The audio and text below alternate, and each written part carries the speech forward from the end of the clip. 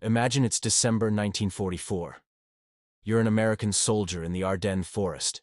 It's freezing, snow is everywhere, and you think this war is almost over. Christmas is just around the corner. You're tired, you're cold, but you're hopeful. Then, out of the silent, snow-covered trees, the world explodes. Artillery shells rain down. The ground shakes. Through the mist, you see them. German tanks, thousands of them, rolling towards your lines. You're outnumbered, outgunned, and completely surprised. This isn't the end of the war. This is the beginning of the Battle of the Bulge, America's deadliest battle of World War II. And what you're about to hear are the true stories from the soldiers who lived, fought, and survived this frozen hell. The Germans called their offensive Watch on the Rhine. We called it the Battle of the Bulge, because of the way their attack pushed a massive bulge into our front lines. For the guys on the ground, we just called it misery. The first thing you need to understand is the sheer shock of it. Intelligence had completely failed us. We were told the German army was broken, on its last legs. We had guys in the Ardennes who were brand new, fresh off the boat, and others who were sent there for a rest after brutal fighting elsewhere. It was supposed to be a quiet sector, a ghost front. So when 500,000 German soldiers and over 1,000 tanks crashed through our thin lines, it was pure chaos. We weren't prepared. We didn't have the right winter gear. Many of us had summer uniforms and leather boots that were useless in the deep snow. Frostbite became as big an enemy as the Germans. Your feet would freeze, turn black, and you'd be lucky if you didn't lose them. We'd try to stuff our boots with straw or paper, anything to stay warm. But the cold was relentless. It got down to 20 below zero.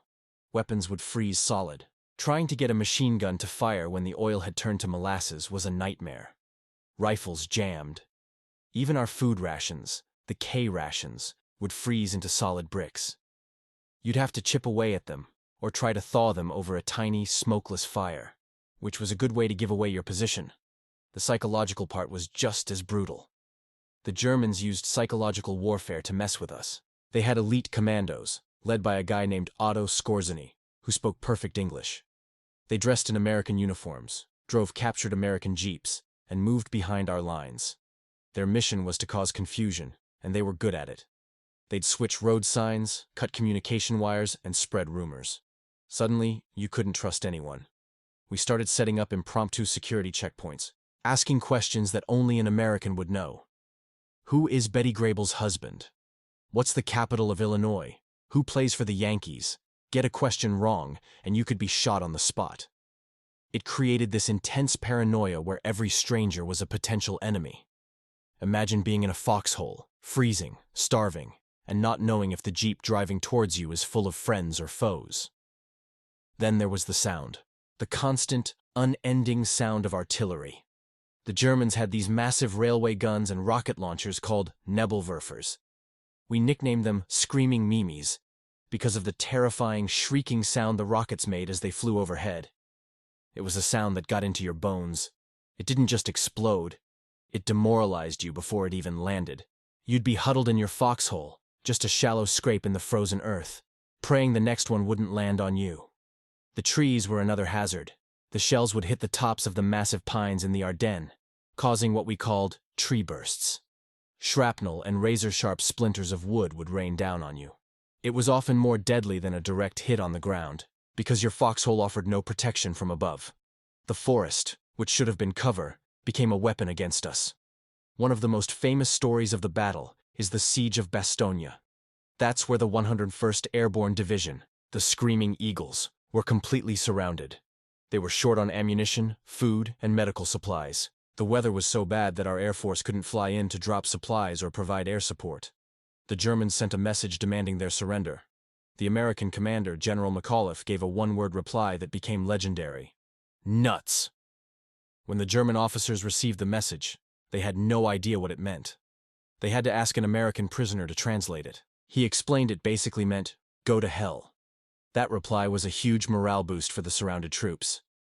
It told us we weren't giving up. Not now, not ever.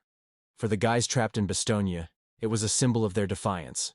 They held out against incredible odds until the weather finally broke on December 26th, allowing planes to drop supplies and General Patton's Third Army to break through and relieve them. But victory came at a terrible cost. The Battle of the Bulge resulted in over 80,000 American casualties, with about 19,000 killed. It's a staggering number. Every one of those numbers was a person, a kid, most of us just 18, 19, 20 years old. We saw things that no one should ever have to see. We lost friends.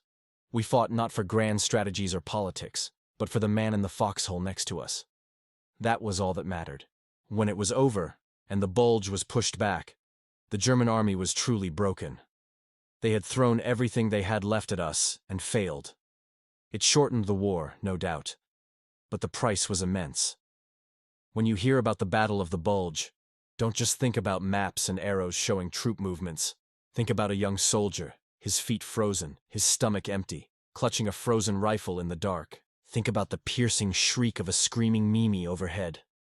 Think about him looking at a picture of his family, wondering if he'll ever see them again. That was the reality. That was the sacrifice.